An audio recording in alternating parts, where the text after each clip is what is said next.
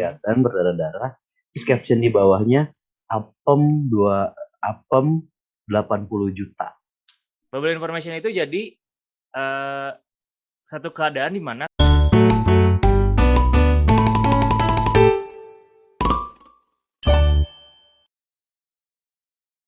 Assalamualaikum warahmatullahi wabarakatuh para pendengar dan penonton channel di Garis Bawahi. Dan assalamualaikum juga Bung Rahman. Waalaikumsalam Bung Dul. Sehat Bung? Alhamdulillah. Mantap. Oke Bung, para pendengar dan penonton, selamat datang dan selamat menyaksikan program kita, yaitu WNTT yang artinya Winnie Toto. Iya, tidak kompak lagi Bung. Apa ini? Ngomong-ngomong nih Bung, kan karena setiap orang itu butuh berbicara Bung ya. Betul. Jadi untuk saat ini kira-kira apa yang akan kita bicarakan Bung? Tentang kecelakaan. Yang kemarin ini lagi ramai banget. Salah satu tokoh, bukan tokoh, selebriti, public figure. Public figure, nah betul figur, yaitu Vanessa Angel yang meninggal ketika kecelakaan. Kita turut berduka cita ya, kita kirim doa juga. Semoga almarhum diberikan dan suaminya diberikan kelapangan di surga di sana, dan diberi ketenangan dan keluarganya diberikan ketabahan, khususnya anaknya ya. Iya benar. Gitu. Jadi kita memang itu sih Bung Dul, ada beberapa, maksudnya gini, itu kan sangat ramai sekali ya diberitakan bahwa ada kecelakaan, dan hitungan detik itu foto beredar langsung di media sosial gitu. Tapi Bung, kayaknya para pendengar dan penonton kayaknya sudah mulai bosan Bung ya melihat wajah kita. Anda mungkin ya, kalau saya. Bagaimana kalau kita mengundang salah satu kerabat ya. Tanpa ragu dan tanpa risau, tanpa gulana, kita sambut kedatangan Bung Isal. Selamat datang Bung Isal. Bung Dul, Bung Rahman, sehat? Iya. Alhamdulillah. Teman-teman penggaris bawahi. Penggaris. Itu kayaknya bagus deh. Penggaris bawahi. Benar. Oke. Teman-teman penggaris ya. Iya, penggaris. Oke, Bung Isal. Jadi kita akan membahas mengenai sesuatu yang viral di sosial media. Oke. Yaitu tentang kejadian yang dimana salah satu public figure kita ya, kita kehilangan public figure. Namun kayaknya ada hal yang harus kita bicarakan yang akan dijelaskan oleh Bung Rahman. Silakan Bung. Jadi gimana Bung? Iya, jadi gini loh, maksudnya kemarin-kemarin itu kan memang ada kejadian kecelakaan Vanessa Angel almarhum ya. Iya. Yang mungkin ya banyak orang yang tadi banyak beredar tuh fotonya, bahkan ada foto yang memang Vanessa almarhum itu ada di kantong jenazah dan dengan muka penuh darah di foto gitu. Terus ada muka ya suaminya pun yang ada, banyak sekali beredar gitu. Cuman yang itu sih ya, kita tidak akan membahas kenapa kejadiannya dan bagaimana. Itu sih ya sudah ada orang ahli lah yang memahami, mungkin kejadiannya gara-gara ini, penyebabnya ini gitu kan. Cuman yang saya cukup mengganggu saya adalah, selain foto-foto tadi beredar yang seharusnya tidak boleh beredar gitu kan ya. Yang kedua adalah foto itu beredar dan di komennya atau di caption itu agak kurang cocok menurut saya. Misalkan ada satu foto yang posisi foto almarhum itu sudah di kantong jenazah, yang mukanya kelihatan berdarah-darah.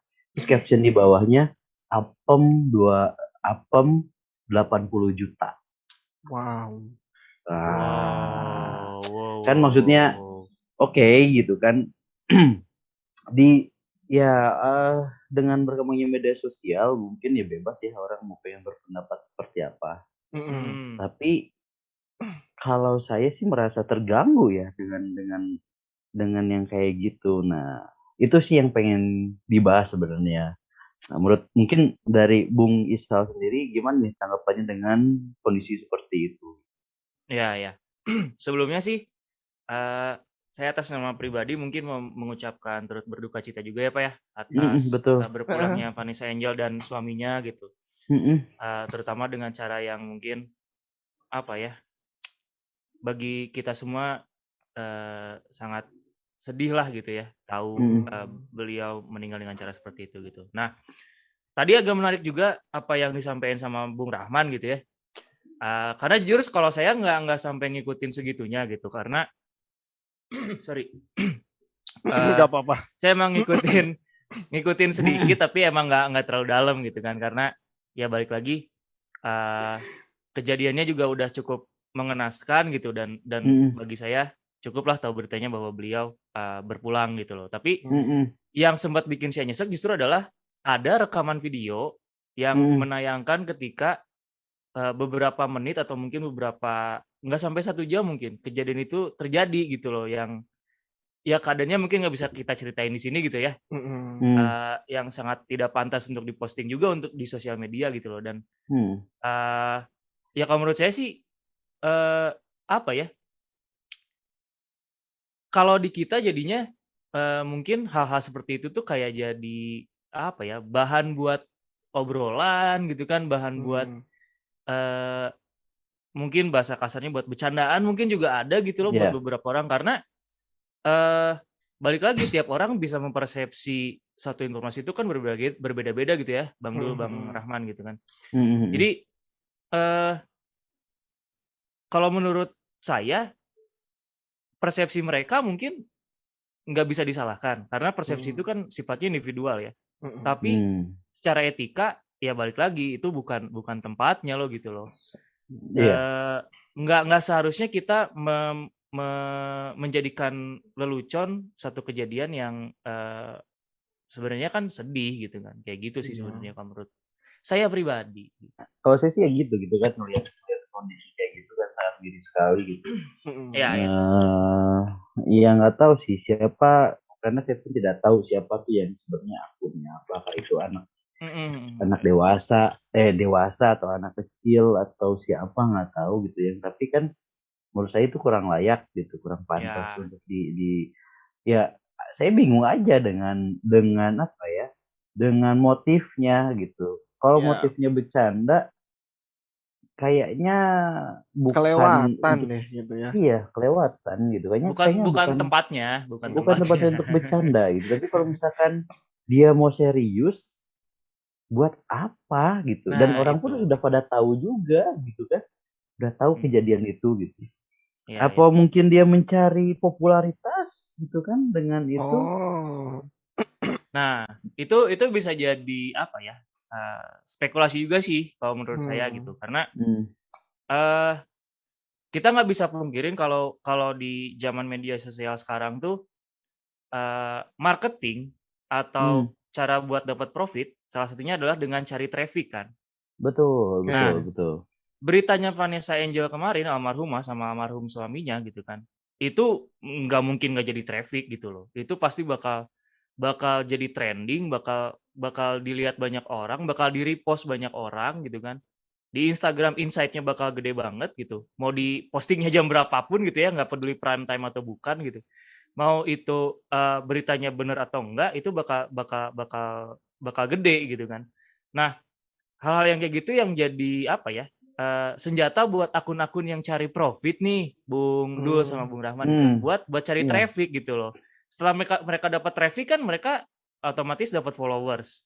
Mereka dapat followers mungkin bisa jadi besok akun-akun yang posting itu mereka banting setir jadi jualan produk-produk yang lain gitu kan. Yang sebenarnya nggak ada hubungannya sama kejadian itu gitu kan. Itu kenapa kalau menurut saya jadi banyak akun-akun yang kayak gitu kan.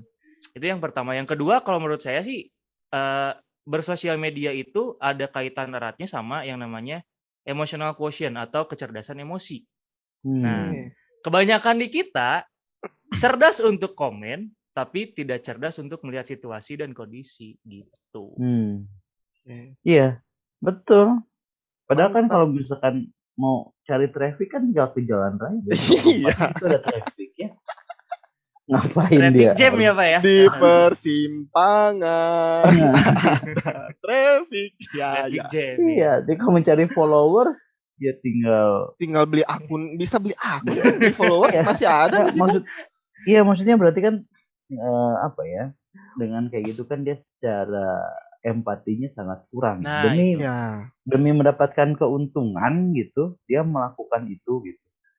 Ya, tapi ya tega sekali gitu dengan itu. Kebayang kalau misalkan nih, ya Anda yang melakukan itu, yang memposting itu, coba bayangkan kalau itu terjadi pada keluarga Anda sendiri gitu. Nah, itu sih. Ya apakah kalian bisa terima gitu misalkan gitu. Orang tua, pasangan atau pasangan Anda yang seperti itu kan gitu, apa rasanya? Karena gini loh, namanya gini, kan Vanessa itu kan punya anak, punya keluarga gitu kan. Keluarga suaminya juga ada.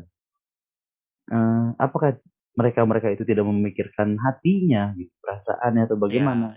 Dan mungkin anaknya pun mungkin untuk saat ini tidak mengerti gitu. Tapi yang namanya jejak digital itu akan selalu ada gitu. Ya, setuju. Ya, kan itu resikonya malah berkepanjangan gitu. Ada rasa akhirnya gini. Akhirnya bullying itu ternyata bukan untuk orang yang hidup saja gitu. Wow. Orang yang sudah meninggal pun menjadi korban bullying. Iya. Wow. Ya. Dan apa ya? Terlepas dari apa ya? Kalau kita ngomonginnya sama agama gitu ya. Saya yakin sih dan saya percaya nggak akan ada ajaran agama manapun yang mengizinkan bahwa kita menjadikan suatu kejadian, terutama orang yang berpulang itu menjadi suatu lelucon atau kita umbar keburukannya dan lain sebagainya gitu kan. Itu kan bukan hal yang baik gitu. Betul. Itu guys.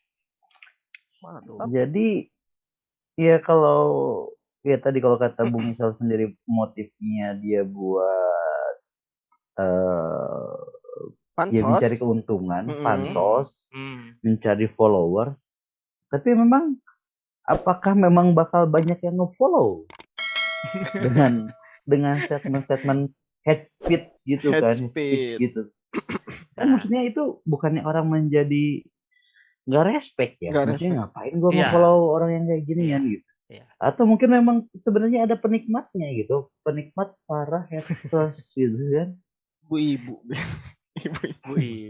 Anda tidak boleh menyalahkan ibu-ibu Anda. Enggak, ibu-ibu sebagai ini ya golongan. Tapi kalau misalnya kata saya Bung ya, yang mungkin yang bisa sedikit menarik gitu Bung ya. Why gitu. Kenapa orang-orang itu enak untuk memberikan head speed gitu. Justru saya tertariknya kenapa apa sih? Kenapa orang-orang kenapa sih orang-orang tuh senang untuk menjatuhkan orang lain? Ada apa sih dalam kehidupannya dia sehingga dia memilih passion atau hobi untuk nyinyirin orang lain? Passion ya, itu passion. Ya, itu passion itu kayak bilang mungkin kalau, ya. Mungkin kalau misalkan pertanyaan Bung dulu tadi, kenapa ada orang yang mau melakukan itu? Ya. Mungkin tadi iri. Kalau laki-laki mungkin dulu pernah mencoba berusaha mendapatkan Vanessa tapi tidak bisa. Oke. Jadi rasa-rasa iri dengkinya itu muncul karena apa yang dia harapkan tidak terpenuhi gitu. Iri itu kayak mengakar gitu ya Bung ya, kayak gitu. Maksudnya Vanessa yang sudah berubah gitu kan menjadi lebih baik, dia masih anggap Vanessa yang dulu gitu, yang sebenarnya harusnya sudah dihilangkan gitu. Kan gitu. Itu orang-orang yang memang iri hati penuh dengki. Coba Iri hati Setuju sih, Bung. terjengking. Jadi emang tuh orang sebenarnya jarang diperhatikan lah. Bisa. Ya, nggak Ya, jadi cari diperhatiin. perhatian kan. Sampai pacarnya pun tidak memperhatikan dia. Jadi bagi antum atau anda semua, cobalah cari yang pasanganku yang perhatian. Kan ada pepatah gini, Bung. Gimana? Misal, kalau Gimana? kita mau dihormatin orang lain, hormatilah diri kita sendiri. Iya. Kalau kita mau diperhatikan orang lain, kita perhatikan orang lain dulu. Jadi Iya. siapa ada yang lewat, liatin. Liatin, perhatiin. kan? Liatin. Paling jangan bawa. mentok-mentok disangka orang gila. Iya. Ya, insya Allah langsung ditampar gitu. Aduh. Tapi ada pernyataan menarik tadi dari Bung Rahman kalau nggak salah. Saya sempat dengar bahwa emang ada gitu perkumpulan orang yang emang suka bikin hate speech gitu kan. Oh, komunitas. Iya. Komunitas gitu ya. Mungkin kalau secara apa ya, secara yang terorganisir, yang masif gitu. Waduh, Saya yakin sih nggak ada. ketua. Saya yakin sih nggak ada. Kayaknya kemungkinannya kecil lah kalau ada organisasi yang khusus bergerak di bidang hate speech gitu ya, nggak akan ada kayaknya. Kalau secara organisasi saya yakin sih nggak ada gitu kan. Tapi saya nggak tahu nih Bung Dul atau Bung Rahman pernah dengar istilah ini nggak? Ada yang namanya bubble information. Bubble information. Bubble information itu jadi satu keadaan di mana kita itu terjebak di satu informasi yang kontennya itu aja.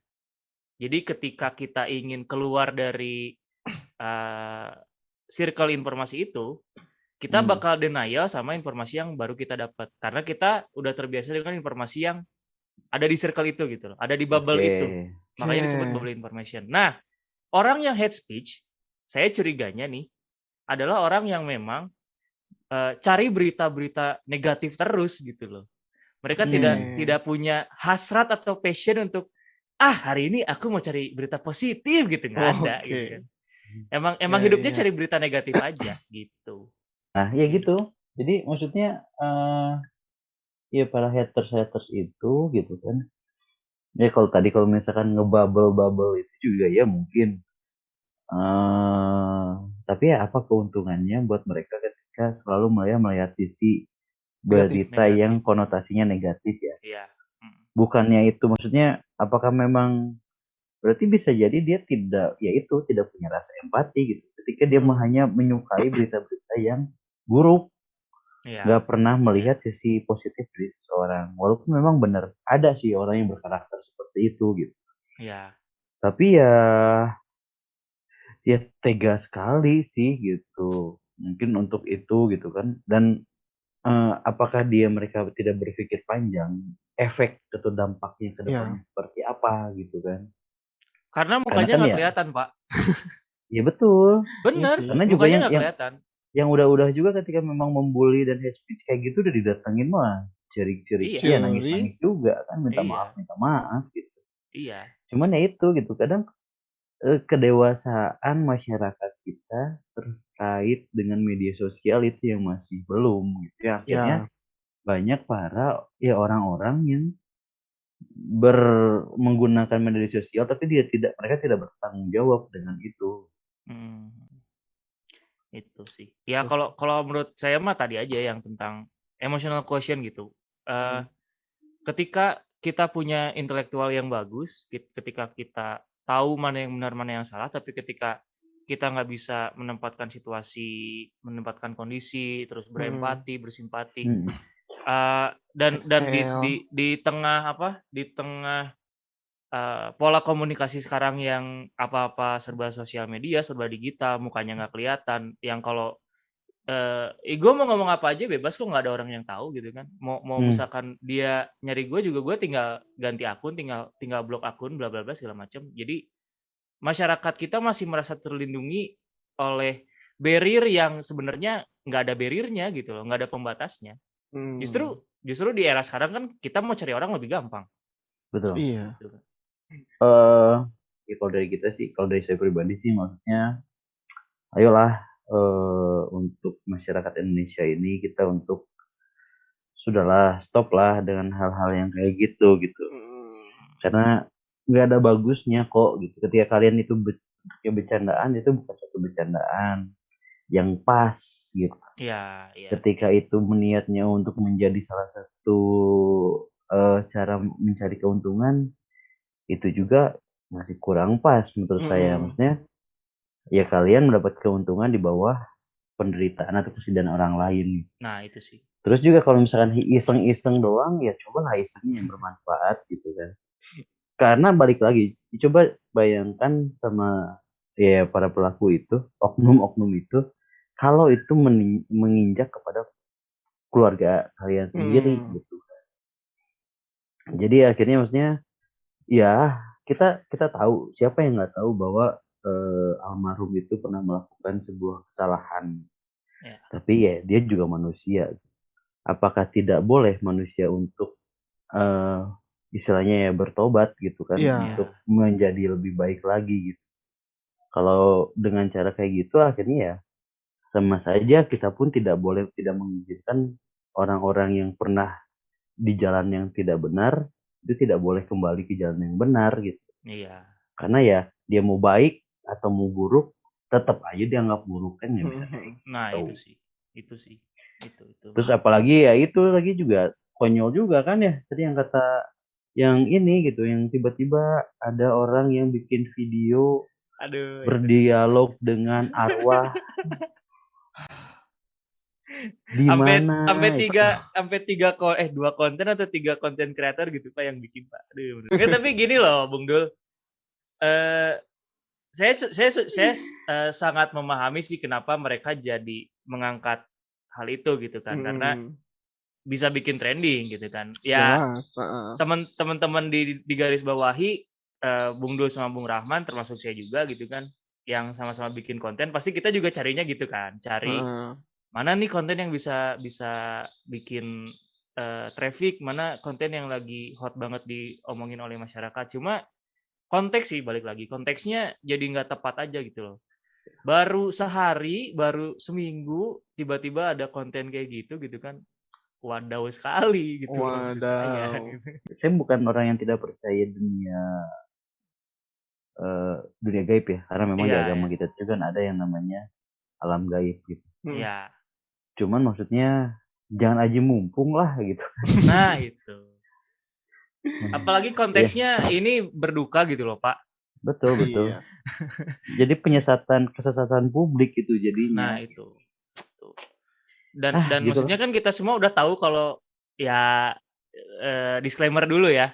Mungkin nggak semuanya gitu, tapi kita semua tahu kalau banyak konten-konten yang serupa seperti itu kan ternyata settingan gitu kan, on script gitu loh, bintang tamunya ternyata udah di briefing dan lain sebagainya gitu kan ya. Kalau saya pribadi sekarang nonton yang kayak gitu, sorry itu saya ini buat teman-teman kreator yang mungkin bidangnya di sana gitu ya, saya sih udah nggak percaya gitu loh, kecuali saya lihat langsung sendiri gitu. Iya nggak apa-apa, maksudnya ketika memang mau berkreatif boleh. Iya. Kalau bodoh jangan gitu kan. Apalagi membodohi orang. Nah, ya. Oke, mungkin bisa kita kita tarik ya sebuah kesimpulan. Jadi ketika ingin ketika ingin tenar atau ingin menggait perhatian orang lain, carilah cara lain untuk mencari perhatiannya ya. Jangan gitu. Kalau misal mau mungkin ya kalau misal mau menarik perhatian, rajinlah belajar. Kan buatlah dapat ranking 1 gitu ya.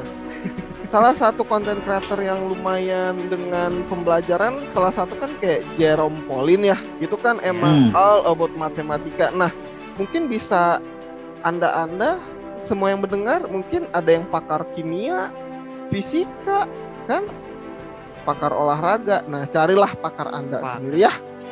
Jangan nyusahin orang lain, jangan kayak ngelibatin orang lain untuk sebuah ketenaran, apalagi orang lainnya tuh udah nggak ada, kasihan dia, biarkanlah dia istirahat dengan Oh, tenang.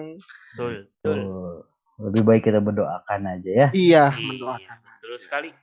Oke, mungkin last statement anjay, last statement yang ingin Bung Rahman dan Bung Isal ingin sampaikan. Silakan Bung Isal dulu barangkali. Kalau saya siapa ya? Hati-hati aja sama jempol kalian. Udah, itu aja. Nih, bahaya nih. Ini bahaya nih. Hati-hati. Kalau dari saya sih ya udah, jadi juga udah sering udah jelas disampaikan. Cobalah cerdaslah bermedia sosial. Mungkin juga ada yang ngomong lah kalian juga ngebahas itu, tapi kan maksudnya gini loh, kita gelisah dengan kondisi-kondisi yang ada membahas itu dengan cara begitu gitu. Iya. Halnya maksudnya ngapain sih gitu. Kalau misalnya kalian pengen diakui, pengen dilihat, pengen dianggap bagus, ya berkaryalah dengan bagus. Iya.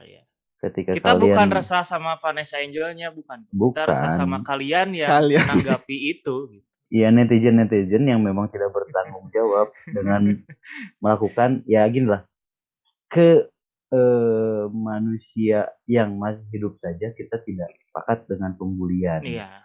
Apalagi yang sudah tidak ada. Kasihan. Kan gitu ya. Makanya kita cukup resah lah dengan kondisi khususnya saya merasa resah dengan kondisi kayak gitu. Kok masih ada yang tega ya untuk itu gitu. Yuk, masyarakat Indonesia semuanya kita cerdas menghadapi semua situasi kondisi yang terjadi saat ini. Jangan ya ketika memang ada suatu berita yang tidak puas dengan satu bentuk informasi gitu. Jadi ketika memang ada yang informasi apa, coba cari dulu perbandingannya. Karena tadi takut kayak kata Bung Isal tadi yang ada circle di mana dia hanya menutup bubble tadi gitu kan. Bubble. Jadi compare lah informasi biar teman-teman dan para penonton sekalian pun dan netizen pun bisa lebih cerdas lagi dalam bermedia sosial. Gitu Bung Dul, Bung Isal. Mantap. Setuju. Oke, baiklah. Terima kasih Bung Rahman dan juga Bung Isal atas kehadirannya. Terima kasih juga untuk para penonton dan pendengar yang telah menonton video ini sampai habis. Kayaknya kita bertiga pamit ya, Bung. Oke, kita bertiga pamit. Assalamualaikum warahmatullahi wabarakatuh. Dadah. Waalaikumsalam.